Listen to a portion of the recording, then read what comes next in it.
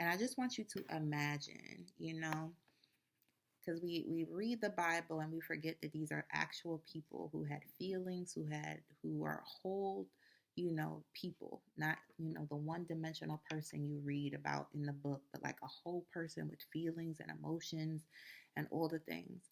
So imagine, Abraham comes up to Sarah, you know, and he says, "Guess what, babe?" And she says, "What?" And he says, "I just heard from the Lord. He told us to, move out of my dad's basement. And he said that he's going to take us to a land that he's going to show me, and he's going to make us a great nation and all these wonderful, beautiful things." And you're Sarah, you're so excited. You're like, "Oh my God, babe, that's so exciting. That's so awesome." And then your husband looks you deeply in your eyes and he says, "You are so beautiful." And you're like, "Oh my God, please stop." And he says, "Babe, you're so beautiful. And I need you to do me this kindness.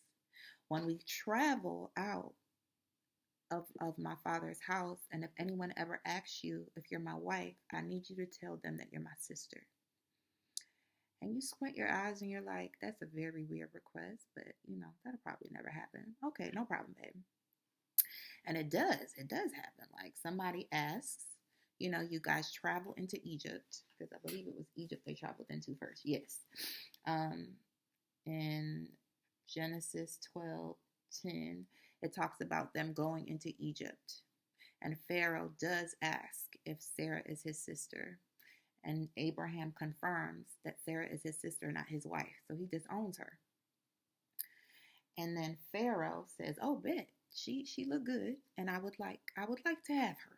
So he takes her away. He pays this very, lucrative dowry for her, with male servants and female servants, which is where Hagar comes from, and livestock and all the things. And then he takes Sarah away. And I can just imagine Sarah, like getting onto the back of a chariot, looking at Abraham like, wow, wow, and I can just imagine her being so heartbroken, sitting in Pharaoh's palace, like praying to God every night that she doesn't see the doorknob turn in the middle of the night and that man come into her room and come to get what he got her for.